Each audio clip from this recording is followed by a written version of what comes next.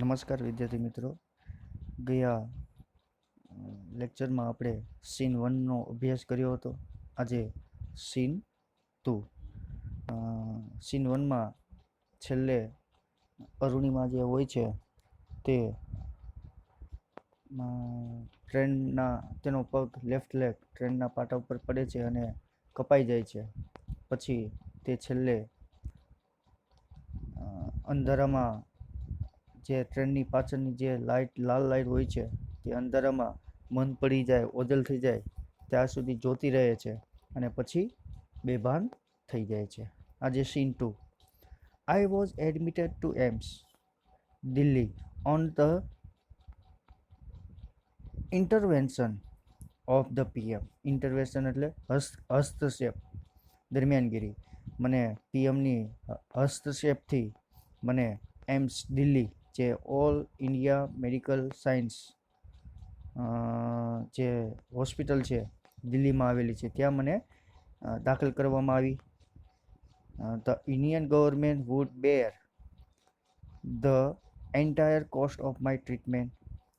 મારી સારવારનો entire cost of my treatment, મારી સારવારનો આખો ખર્ચ, પૂરેપૂરો ખર્ચ ધ ઇન્ડિયન ગવર્મેન્ટ વુડ બેર. મારી સારવારનો તમામ ખર્ચ, પૂરો ખર્ચ યુનિયન ગવર્મેન્ટ, સંઘ સરકાર આપવાની હતી. Soon AIIMS began issuing daily medical bulletin.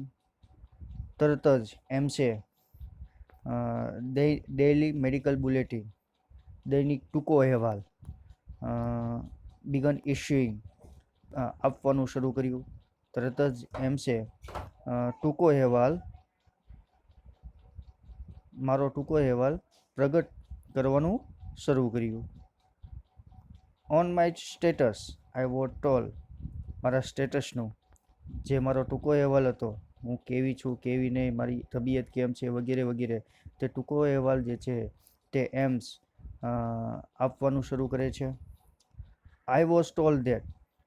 મને કહેવામાં આવ્યું, જણાવવામાં આવ્યું કે young people, auto drivers and road side vendors, યુવાન લોકો, રિક્ષા ચાલકો અને રોડ સાઇડ વેન્ડર, રસ્તા પર વેચાણ કરતા ફેરિયાઓ, were carrying outside candle march to galvanize support for me and to pray for my recovery.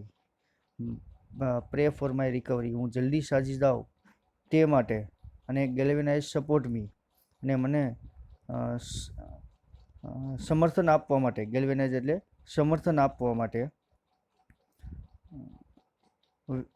were carrying out candle, મીણબત્તીની કૂચ કાઢી રહ્યા છે તેવું મને કહેવામાં આવ્યું. મને એવું કહેવામાં આવ્યું કે જે યુવાન લોકો જે છે, જે રિક્ષા ચાલકો જે છે, જે રસ્તા ઉપર વેચાણ કરતા ફેરિયાઓ જે છે, તે હું જલ્દી સાજી થાવ અને મને સમર્થન મળે, સમર્થન આપવા તેઓ મીણબત્તીની કૂચ કાઢી રહ્યા છે તેવું મને કહેવામાં આવ્યું.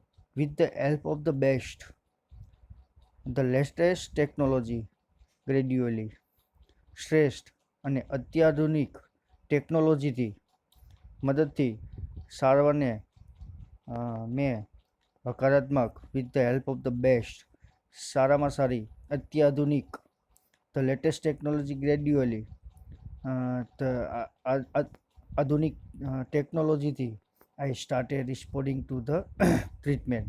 મેં આ પ્રક્રિયાને આપવાનું, આ પ્રતિક્રિયા, હકારાત્મક પ્રતિક્રિયા આપવાનું શરૂ કર્યું. શું કહે છે આ પેરેગ્રાફમાં વિદ્યાર્થી મિત્રો? તો કે પીએમના, પ્રધાનમંત્રીના હસ્તક્ષેપથી, દરમિયાનગીરીથી મને એમ્સમાં દાખલ કરવામાં આવી. મારો બધો ખર્ચ સંઘ સરકાર ઉપાડવાની હતી. તરત જ એમ્સે મારે દૈનિક ટૂંકો અહેવાલ ઇશ્યુઇંગ, રજૂ કરવાનો, પ્રગટ કરવાનું શરૂ કર્યું. મને કહેવામાં આવ્યું કે યુવાન લોકો, ઓટો ડ્રાઈવર્સ, રિક્ષા ચાલકો અને રસ્તા ઉપર વેચતા ફેરિયાઓ, હું જલ્દી સાજી થાવ અને મને સમર્થન મળે તે માટે તેઓએ મીણબત્તીની કૂચ કાઢી રહ્યા છે. With the help of the best શ્રેષ્ઠ અને લેટેસ્ટ ટેકનોલોજી અત્યાધુનિક ટેકનોલોજીથી મેં હકારાત્મક પ્રક્રિયા આપવાનું શરૂ કર્યું. આ જ્યારે પગ કપાઈ ગયો પછીની આ બધી પ્રોસેસ છે. વન મોર્નિંગ એક સવારે my brother in law my sisters Lakshmi husband સાહિબ સડનલી આસ્ક મી એવરેસ્ટ ચડોગી. એક સવારે માય બ્રધર ઇન લો એટલે કે મારા બનેવી, માય સિસ્ટર લક્ષ્મી હસબન્ડ મારી બેન લક્ષ્મીના પતિ એટલે કે મારા જીજાજી અથવા મારા બનેવી, સાહિબ તેનું નામ સાહિબ હતું. સડનલી આસ્ક મી અચાનક જ મને પૂછ્યું એવરેસ્ટ ચડોગી, એવરેસ્ટ ચડીશ. He had just read an interesting piece of information in the newspaper. એક ન્યૂઝપેપરમાં તેણે એક ટૂંકી માહિતી વાંચી હતી. No female amputee had ever scale Everest. શું વાંચ્યું હતું એક ન્યૂઝપેપરમાં? ન્યૂઝપેપરમાં એક રસપ્રદ માહિતી વાંચી હતી. શું હતી? કે કોઈ અપંગ મહિલાએ ક્યારેય એવરેસ્ટ સર કર્યું નથી. કોઈ અપંગ મહિલા, નો એમ્પ્યુટી, એમ્પ્યુટી એટલે અપંગ, કોઈ ફિમેલ, કોઈ અપંગ મહિલાએ ક્યારેય એવરેસ્ટ સ્કેલ એટલે ચડવું, એવરેસ્ટ ચડી નથી. આઈ વોઝન્ટ એમ્યુઝ એટલે ખુશ ન થવું, હું ખુશ ન થઈ.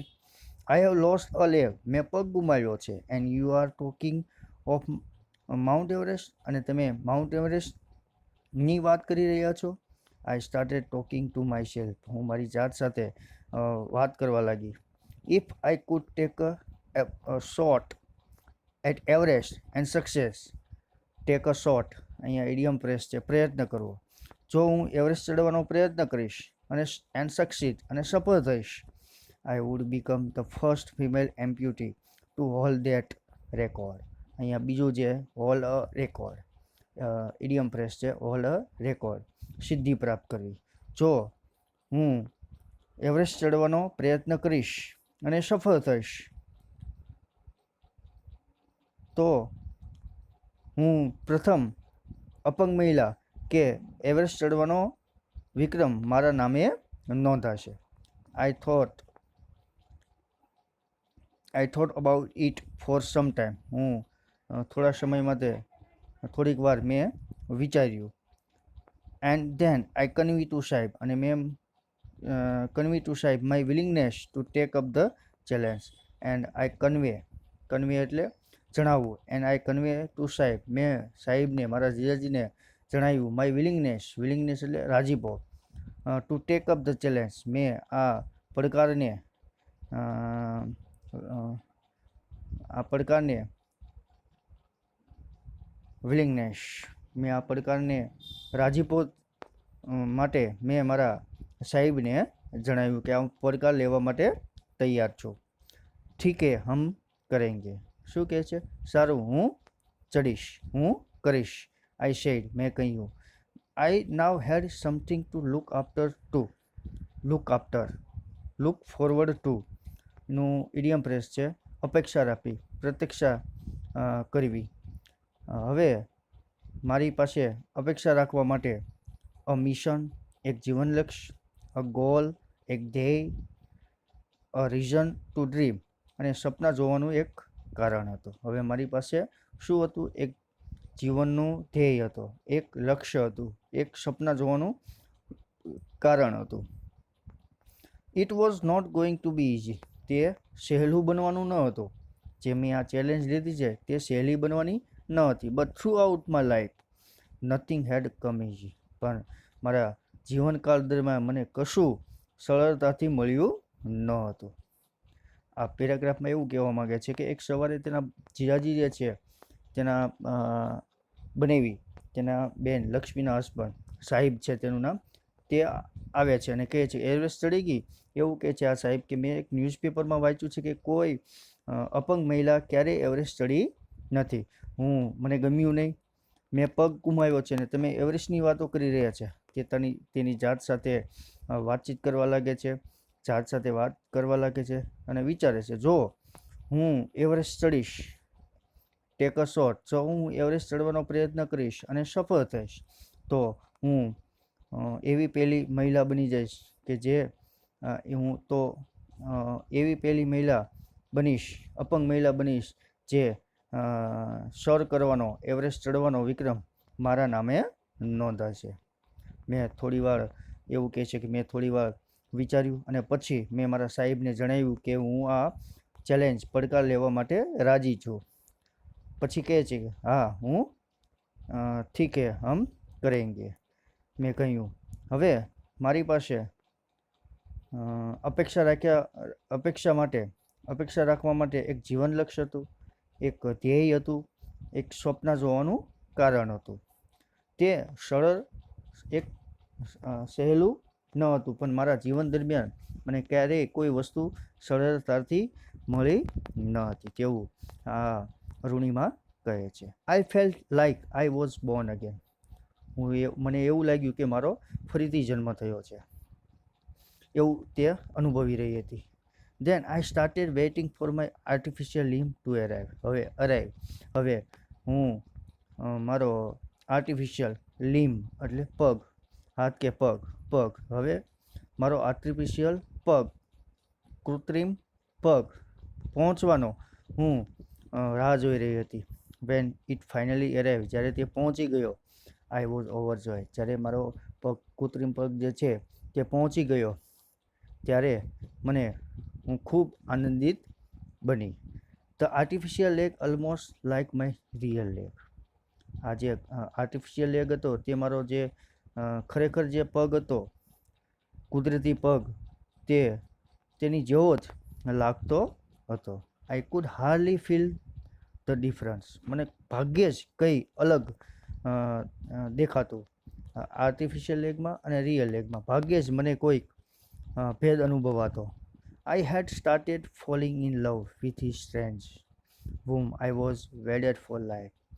To be wedded એટલે વરેલું, મારા જીવનમાં વરેલું, કે જે આ સ્ટ્રેન્જર સાથે, આ વિચિત્ર પગ સાથે હું પ્રેમમાં પડવા લાગી, એટલે કે તેની સાથે લગાવ લાગવાનું મેં શરૂ કર્યું.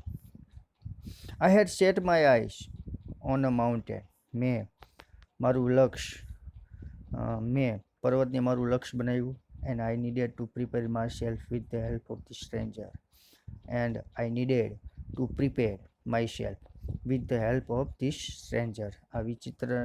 આ વિચિત્ર સ્ટ્રેન્જર, આ અજાણ્યાની મદદથી મેં મારી જાતને તૈયાર કરવાની હતી. મેં મારું લક્ષ્ય જે છે તે મેં સેટ આઈશ એટલે કે લક્ષ્ય નિર્ધારિત કરવું, ધ્યેય સાધવું. હવે મેં પર્વતને જ મારું લક્ષ્ય બનાવ્યું અને આ અજાણ્યાની મદદથી મેં મારી જાતને તૈયાર કરવાની હતી. આ સીન 2માં છેલ્લે એવું કહે છે કે મારા જીવનમાં મને કશું સરળતાથી મળ્યું નથી. જ્યારે મારો ફરીથી જન્મ થયો તેવું મને લાગ્યું, તેવું હું અનુભવું છું. પછી હવે હું મારા આર્ટિફિશિયલ પગની પહોંચવાનો હું રાહ જોઈ રહી હતી. જ્યારે તે પહોંચી ગયો અથવા તો તે આર્ટિફિશિયલ લેગ જે છે ફિટ થઈ ગયો ત્યારે ખૂબ આનંદિત બની ગઈ હું. મારો આર્ટિફિશિયલ પગ જે છે તે રિયલ લેગ, કુદરતી પગ જેવો લાગતો હતો. ભાગ્યે જ તેમાં મને ભેદ અનુભવાતો હતો.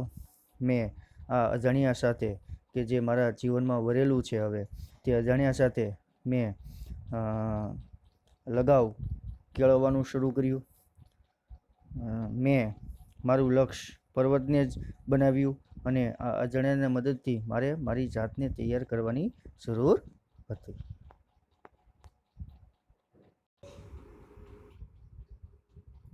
સીન 3.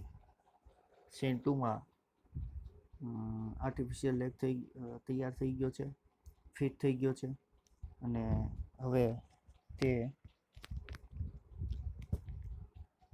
તેનું એક જ લક્ષ્ય છે, એવરેસ્ટ ચડવાનું. On 28 February 2012, almost a year after I was pushed out of the મારા ટ્રેનમાંથી બહાર ફેંકાઈને 1 વર્ષ બાદ 28 ફેબ્રુઆરી 2012ના રોજ I set out for the training institute set up by Bachendri Pal near Uttarkashi. મને ટ્રેનમાંથી બહાર ફેંકવામાં આવ્યાના 1 વર્ષ બાદ 28 ફેબ્રુઆરી 2012 ઉત્તરકાશી નજીક આવેલા બચેન્દ્રી પાલ સેટઅપ એટલે સ્થાપવામાં આવેલું ઇન્સ્ટિટ્યૂટ તાલીમ ઇન્સ્ટિટ્યૂટ સેટ આઉટ એટલે મુસાફરી માટે ચાલી નીકળવું.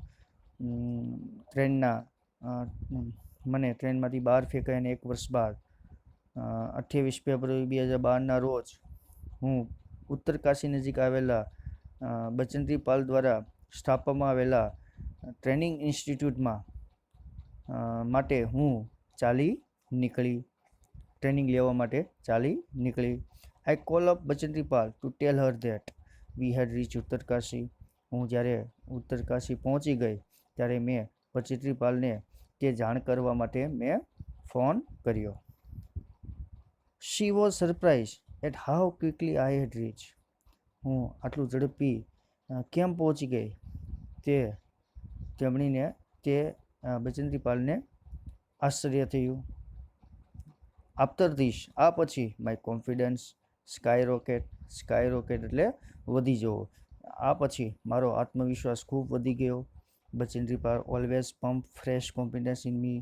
બચેન્દ્રી પાલ છે મારામાં દરરોજ નવો વિશ્વાસ ઉમેરતા. પંપ એટલે દબાણપૂર્વક ઉમેરવું. બચેન્દ્રી પાલ દરરોજ મને મારામાં દબાણપૂર્વક મારો આત્મવિશ્વાસ ઉમેરતા. Arunima you are far better than other. Arunima તું બીજા કરતાં ઘણી ચડિયાતી છો. This people seem to be suffering from handicap. આ લોકો હેન્ડીકેપ એટલે અપંગતાથી પીડાય છે. અપંગતાથી પીડાય છે. નોટ યુ પણ તું નહીં. I am proud of you. મને તારા ઉપર ગર્વ છે. But before Everest expedition you will have to prove yourself. તું પેલા એવરેસ્ટ એક્સપેન્ડિશન જોખમી આરોહણ. એક્સપેન્ડિશન એટલે શું થાય? જોખમી આરોહણ. પણ તું એવરેસ્ટના જોખમી આરોહણ પહેલા you will have to prove yourself. તું આજે એવરેસ્ટનો જોખમી રસ્તો જે છે, આરોહણ જે છે તે પહેલાં તારે તારી જાતને પ્રૂવ યોર સેલ્ફ તારી જાતને સાબિત કરવાની છે. If you climb 21,798 feet high Chamser કાગડી mountain in Ladakh you will be on your way to Everest. જો તું લદ્દાખમાં આવેલા 21,798 ફૂટ ઊંચો ચામસર કાગડી નામનો ચામસર કાગડી પર્વત તું ચડી જઈશ, you will be on your way to Everest. તો તું એવરેસ્ટ પર હોઈશ. તને એવરેસ્ટ જતાં કોઈ રોકી શકશે નહીં તેવું માનજે. કોણ કહે છે આવું? બચેન્દ્રી પાલ. આ પેરેગ્રાફમાં શું કહેવા માંગે છે કે ટ્રેનમાંથી ફેંકી દેવામાં આવ્યા હતા. તેના 1 વર્ષ પછી 28 ફેબ્રુઆરી 2012 આ અરુણિમા જે છે તે ઉત્તરકાશી નજીક આવેલા બચેન્દ્રી પાલ દ્વારા સ્થાપવામાં આવેલું ટ્રેનિંગ સંસ્થા જે છે ત્યાં ચાલી નીકળે છે. જ્યારે તેઓ ઉત્તરકાશી પહોંચી ગયા ત્યારે તેણે જાણ કરવા માટે બચેન્દ્રી પાલને કોલ કર્યો. ત્યારે તે આટલા ઝડપી પહોંચી ગયા તે જાણીને તેઓને ખૂબ નવાઈ લાગે છે બચેન્દ્રી પાલને. આ પછી અરુણિમાનો જે કોન્ફિડન્સ હતો તે ખૂબ વધી જાય છે. બચેન્દ્રી પાલ જે છે તેને દરરોજ પંપ ફ્રેશ કોન્ફિડન્સ તેને દરરોજ નવો વિશ્વાસ ઉમેરતા જતા હતા. કહે છે કે અરુણિમા તું અન્ય કરતાં ચડિયાતી છો. બીજા લોકો જે છે બીજા અપંગ લોકો જે છે તે અપંગતાથી પીડ્યા છે પણ તું નહીં. મને તારી ઉપર ગર્વ છે. પણ એવું કીધું બચેન્દ્રી પાલે કે તું એવરેસ્ટ ચડ તે પહેલાં તારે તારી જાતને પ્રૂવ કરવાની છે. ત્યારે તારી જાતને સાબિત કરવાની છે. જો તું લદ્દાખમાં આવેલો ચામસર કાગડી પર્વત જે 21,798 ફૂટ ઊંચો છે, જો તું તે ચડી જઈશ તો તું એવરેસ્ટ ચડતા તને કોઈ રોકી શકશે નહીં. આઈ સક્સેસફુલી કમ્પ્લીટ ધેટ એક્સપેન્ડિશન.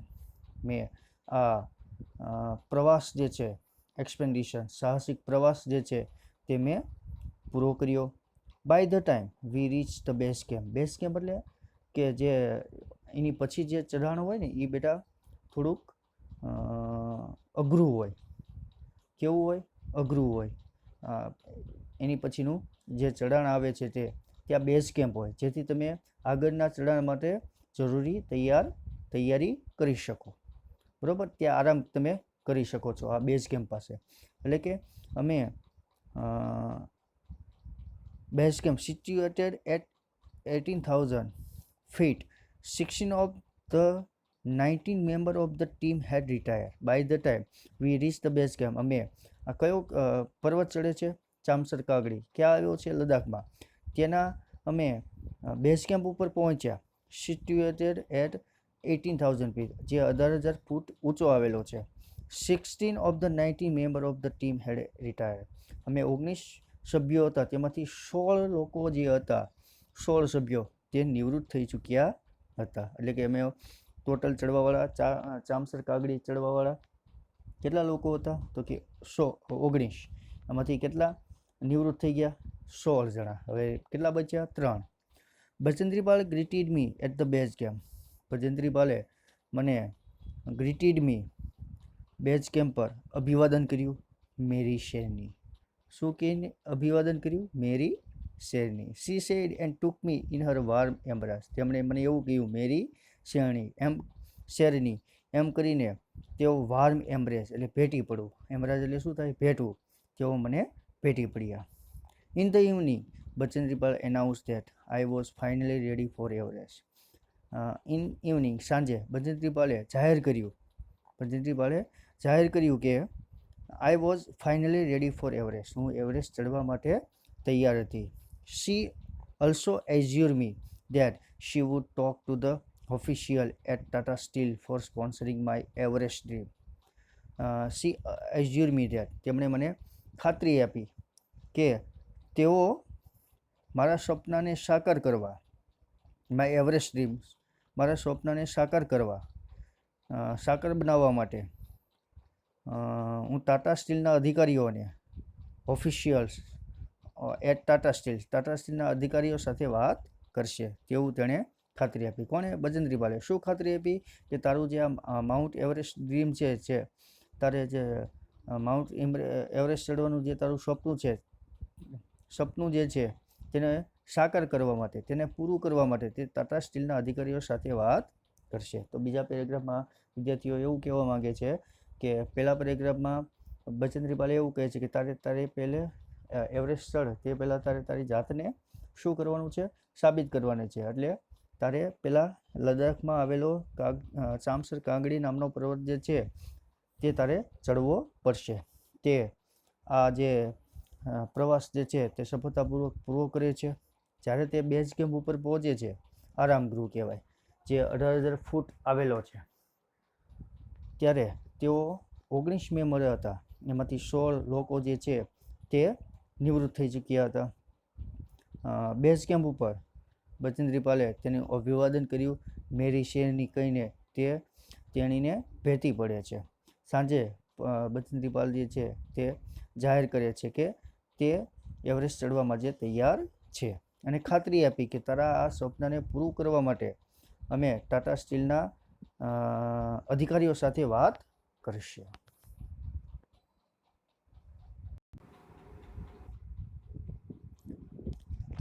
સીન 4.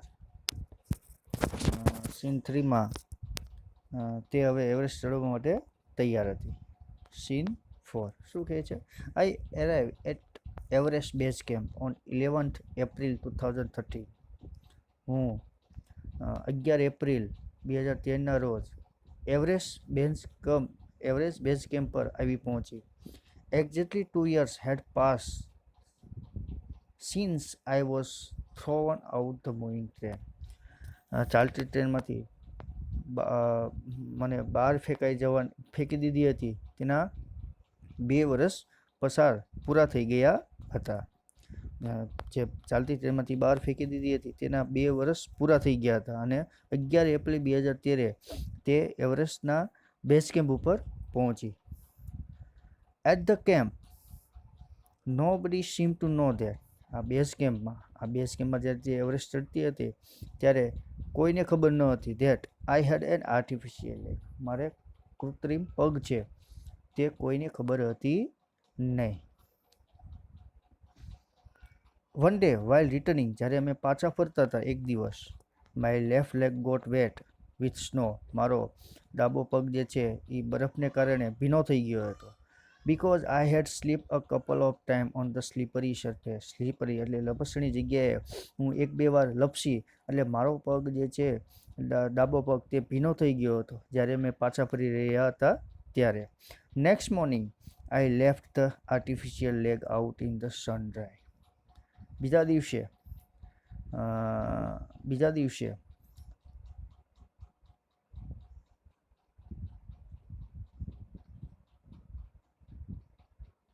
બીજી સવારે મારો ડાબો જે આર્ટિફિશિયલ પગ હતો તે મેં સૂર્યમાં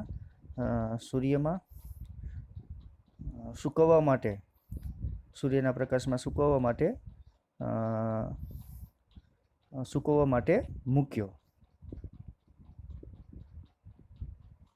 તડકામાં સૂકવવા માટે મૂક્યો બીજી સવારે. એટ ધેટ ટાઈમ, તે સમયે સમ ફોરેનર રિયલાઇઝ, અમુક થોડા વિદેશીઓને અનુભવ્યું કે ખબર પડી કે I had only one leg, મારે એક જ પગ હતો. After that my TRP soar, TRP એટલે શોર એટલે ઊંચું આવવું, વધવું, અને ટીઆરપી એટલે પોપ્યુલારિટી. ટીઆરપીનું full form television rating point to measure the popularity of the TV programme. આ એક ટીવી ટીઆરપી ટૂંકમાં શું કહેવાય ને, એક લોકપ્રિયતા. ત્યાર પછી તેની લોકપ્રિયતા વધી ગઈ. કેમ વધી ગઈ? કેમ કે તેને કોઈ અપંગ મહિલા ન હતી કે જે આ એવરેસ્ટ ચડી હોય. આ અરુણિમા જે છે તે પહેલી એવી અપંગ મહિલા હતી જે એવરેસ્ટ ચડી હોય. બરાબર. આ પેરેગ્રાફમાં શું કહેવા માંગે છે કે તેને જે ટ્રેનમાંથી બહાર ફેંકી દેવામાં આવી હતી તેના લગભગ 2 વર્ષ થઈ ગયા હતા અને તે 11 એપ્રિલ 2013ના રોજ એવરેસ્ટ બેઝ કેમ્પ ઉપર આવી પહોંચી હતી. બરાબર.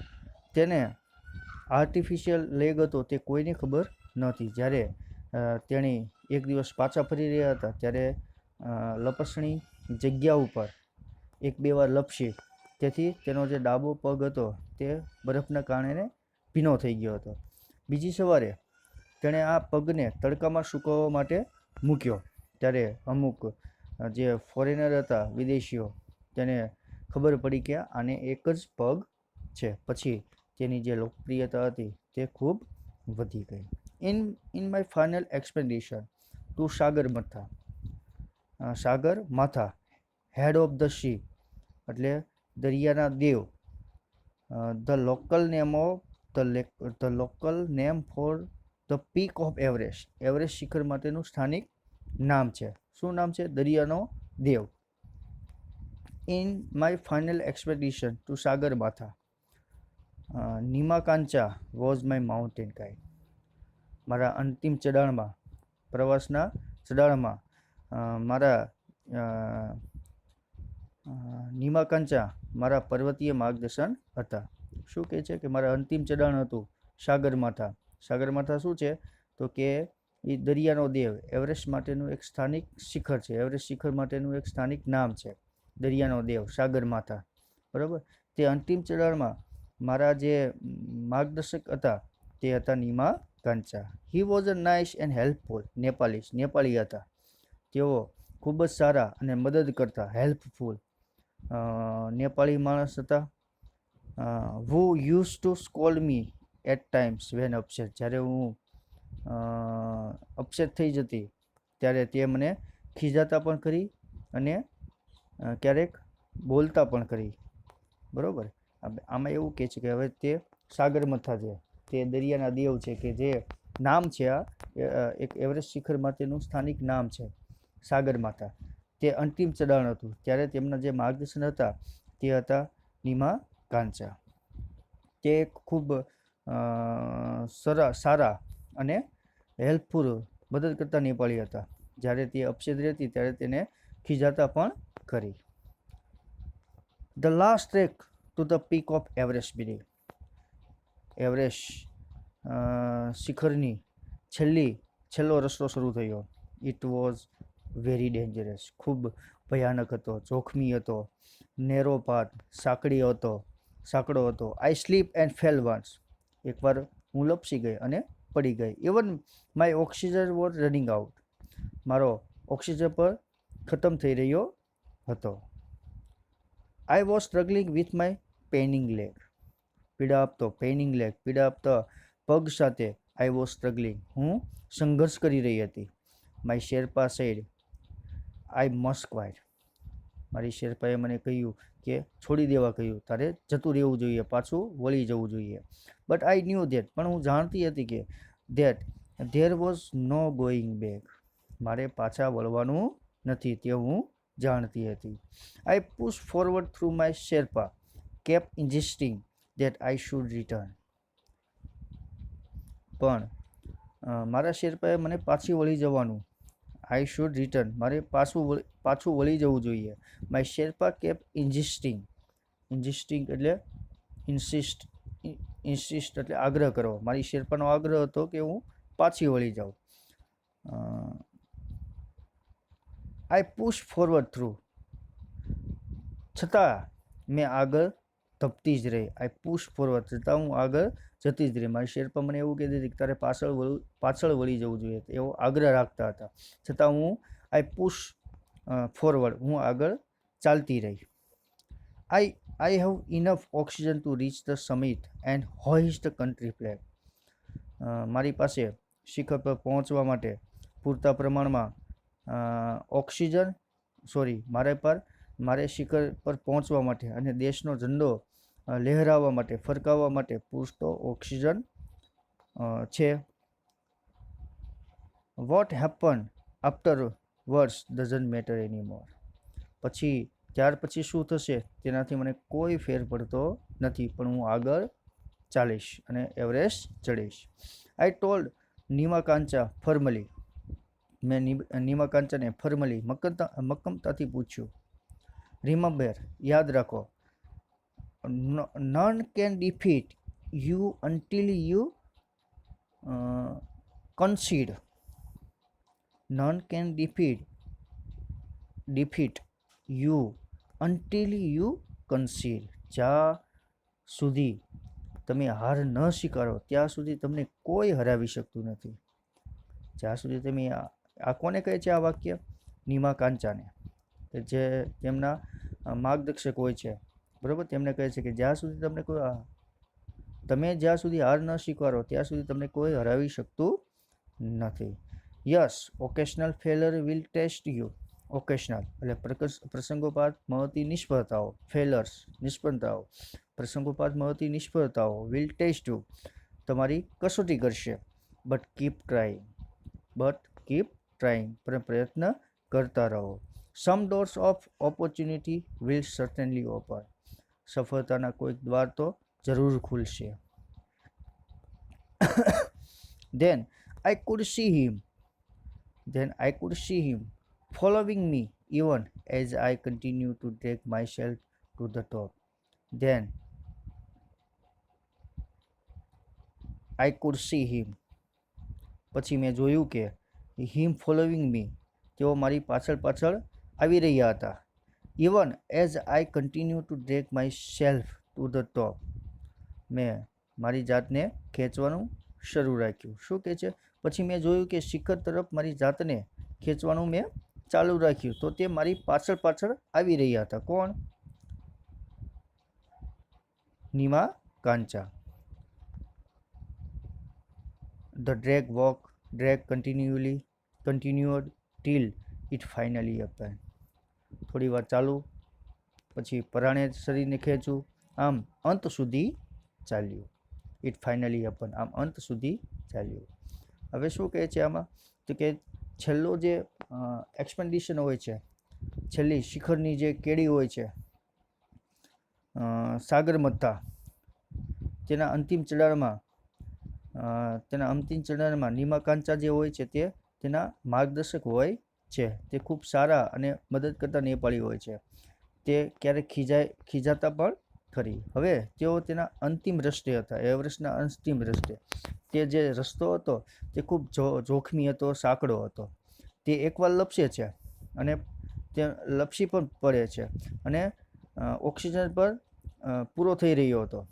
આ જે પીડાતો પગ જે છે તેની સાથે આ જે અરુણિમા જે છે તે સંઘર્ષ કરી રહ્યા હતા.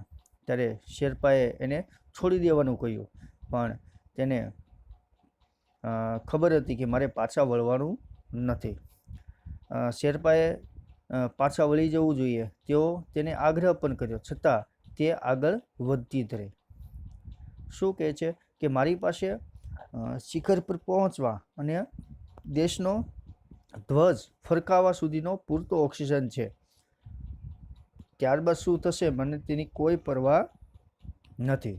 એવું તેણે શેરપાને કહ્યું કે તું પાછી વળી જા, તને પગ પણ બહુ દુખે છે, તારો ઓક્સિજન પણ પૂરો થવા લાગ્યો છે, તું પાછી વળી જા તો સારું. પણ અરુણિમા એવું કહે છે કે મારે પાછું વળવાનું નથી, મારી પાસે પૂરતો ઓક્સિજન છે, ધ્વજ લહેરાવી શકું તેટલો પણ પૂરતો ઓક્સિજન છે. મને ત્યાર પછી શું થશે તેની મને કોઈ ચિંતા નથી. પછી એવું કીધું કે મેં નીમા કાંચાને જે માર્ગદર્શક હતા તેને મક્કમતાથી જણાવી દીધું, યાદ રાખો જ્યાં સુધી તમે હાર ન સ્વીકારો ત્યાં સુધી તમને કોઈ હરાવી શકતું નથી. પ્રસંગોપાત અમુક નિષ્ફળતાઓ જે છે મળે છે તે તમારી કસોટી કરશે, પણ પ્રયત્ન કરતા રહો. સફળતાના કોઈક વાર તમારા દ્વાર જે છે તે જરૂર ખુલશે. પછી મેં મારી જાતને શિખર તરફ ખેંચવાની ચાલુ રાખી. ત્યારે તે મારી પાછળ આવી રહ્યા હતા. થોડી વાર ચાલુ, પછી પરાણે શરીરને ખેંચવું, આમ અંત સુધી ચાલ્યું. The top is a small 20x20 ice table. શિખરે નાનકડા 20x20ના આઈસ ટેબલ જેવું છે. શિખર જે છે એ કેવું છે 20x20ના આઈસ ટેબલ જેવું, એટલે બરફના ટુકડા જેવા છે. I saw several flags on various countries fluttering proudly. મેં જોયું કે કેટલાક દેશોના ધ્વજ પ્રાઉડલી ગૌરવભેર ફ્લટરિંગ લહેરાતા જોયા. મેં ત્યાં જોયા એટલે 20x20ના બરફના ટેબલ જેવા હતા. ઉપર નાના 20x20ના આઈસ ટેબલ જેવું છે શિખર જે છે તે. આઈસ ટેબલ કેટલા બાય કેટલાનું હોય? 20x20નું. ત્યાં મેં અમુક થોડા દેશોના જુદા જુદા દેશોના ગૌરવભેર ધ્વજ લહેરાતા જોયા. I have lived this moment so many times in my mind. મેં આ ક્ષણને મારા મનમાં એટલી વાર જીવી હતી, સ્મૃતિમાં એટલી સ્થિર હતી કે I did not have to be told that finally I had arrived. મને એવું જણાવવાની જરૂર ન હતી કે હું અહીંયા આવી પહોંચી હતી. At 10:55 AM on 21st May 2030, I was on the top of the world.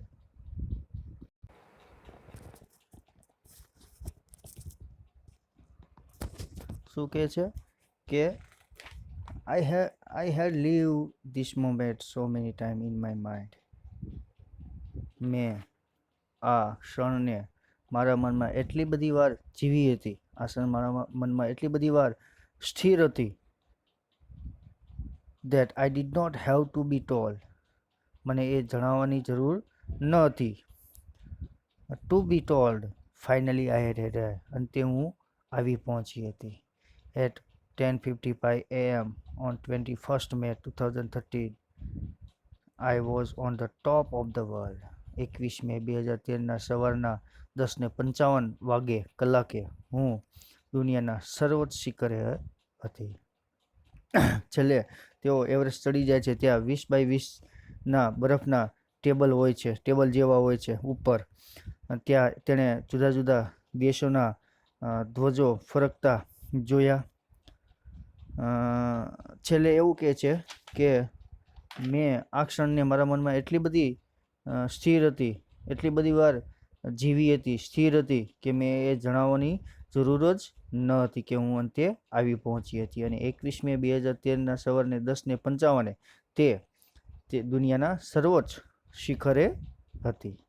I felt like dancing, crying, laughing at the same time. મને એકસાથે નાચવાનું, રડવાનું, હસવાનું મન થયું. My mind was kaleidoscope of emotion. Kaleidoscope એટલે શું થાય? તો કે સતત બદલાતા રંગ, આકાર દેખાતું ઉપકરણ. સતત બદલાતા રંગ તો કે મારા મનમાં સતત બદલાઈ જતી લાગણીઓનું કેલિડોસ્કોપ હતું. મારી લાગણીઓ જે હતી તે સતત બદલાતી રહેતી હતી. ક્યારેક કૂદવાનું મન થાય, ક્યારેક રોવાનું મન થાય, ક્યારેક હસવાનું મન થાય. Everyone has reason to be live.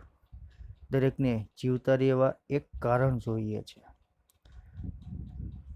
શું કહે છે? દરેકને જીવતા રહેવા એક કારણ હોય છે. મે બી ધીસ વોઝ માઇન. કદાચ મારા માટે આ કારણ હતું. જો મને ટ્રેન સાથે ભટકાણી, મારો એક પગ જ કપાણો, છતાં હું જીવી ગઈ, તો તેની માટે મારું એક કોઈને જીવતા રહેવું હોય, મૃત્યુના મોંમાંથી પાછા આવ્યા, જો જીવી ગયા હોય તો તે એક કારણ હોય છે. તે કારણ કદાચ એવું કહે છે કે મારું કારણ આ હશે, જેથી હું જીવી અને હું એવી પેલી અપંગ મહિલા બની ગઈ. મારે પેલી એવી અપંગ મહિલા બનવાનું હતું જે સર્વોચ્ચ શિખરે ચડવાનું હતું. એટલે જ ભગવાને મને જીવતી રાખી. એટલે એવું કહે છે કે દરેકને જીવતા રહેવા એક કારણ હોય છે. કદાચ મારા માટે આ કારણ હતું. I held my flag. મેં મારો દેશનો ફ્લેગ, ધ્વજ ફરકાવ્યો.